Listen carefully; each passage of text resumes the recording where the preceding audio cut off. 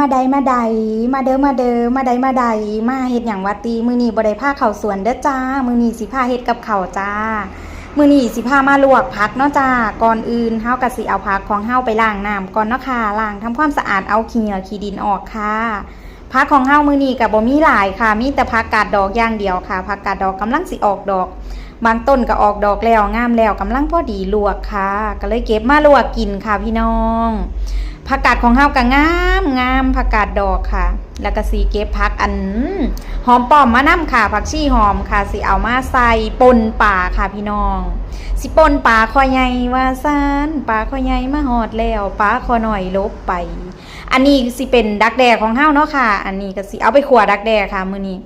ก่อนอื่นเฮาก็สิเอามาล้างทำความสะอาดคือกันเนาะค่ะเพราะว่าเฮาก็บ่ฮู้ว่ามีขี้ดินขี้ฝุ่นบ่เฮาก็สิเอามาล้างน้ำทำความสะอาดก่อนเนาะจ้าขาวงามใสอ่องตองอันนี้ก็จักแม่นปลาอีหยังใหญ่กว่าปลาซิ่วจักหน่อยแต่ว่าทอดแล้วกรอบๆแซ่บๆซื้อมาถุงละ20 บาทหลังจากที่หม้อเฮาเดือดแล้วเฮาก็สิใส่ผักกวางตุ้งหรือว่าผักกาดดอกของเฮาลงไปเนาะค่ะได้แล้วเฮาก็สิใส่บวงหรือจองของเฮาทับพี่นั่นล่ะจ้าพี่น้องอันเฮ็ดให้ผักเฮาจุ่มลงไปในน้ำเบิดสีสันสีได้สวยงามค่ะแล้วเฮาก็กลับด้าน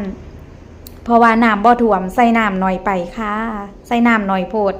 ก็เลยได้กลับด้านค่ะลวกจักหน่อยค่ะบ่ต้องแบบว่าเปื่อยค่ะเอาแค่พอสุกจ้าแล้วเฮาก็พร้อมเสิร์ฟจ้าอันนี้คือการลวกผักของเฮาเนาะค่ะมีหน้าลวกแบบง่ายๆกินแบบง่ายๆค่ะแล้วเฮาก็เอาน้ำไปเทถิ่มค่ะแล้วก็เอากระทะมาตั้งใหม่ค่ะบัดนี่สิลงมือขัวดักแด้เด้อค่ะพี่น้องก็สิใส่ผงนัวลงไปจักหน่อยแล้วก็ตามด้วยเกลือจัก4-5 เม็ดว่าซั่นใส่หลายบ่ได้มันสิเค็มปกติก็สิใส่แค่รสดีอย่างเดียวแต่ว่ามื้อนี้รสดีบ่มีจ้ามันเหมิดเฮาก็สิใส่ซ้ำนี้จ้ะ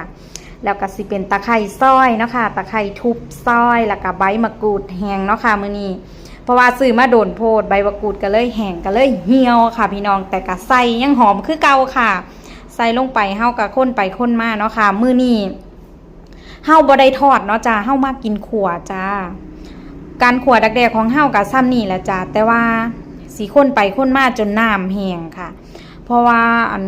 ให้น้ำมันแห้งน้ำที่เฮาไปล้างมานั่นล่ะน้ำที่ออกมาจากดักแด้ค้นไปค้นมาให้แห้งซ้ำนั่นบ่มีหยังหลายจ้าเพราะว่าบ่มากินทอดถ้าเป็นดักแด้นี่ก็สิส่วนมากสิซื้อมาแล้วก็ขั่วกินเองเพิ่นเอิ้นว่าขั่วดักแด้เนาะค่ะบ่แม่นทอดจ้าคนไปคนมาแล้วก็สุกเรียบร้อยพร้อมเสิร์ฟจ้าเกือบแม่นเอามือไปจับก้นกระทะค่ะลืมโตจากนอ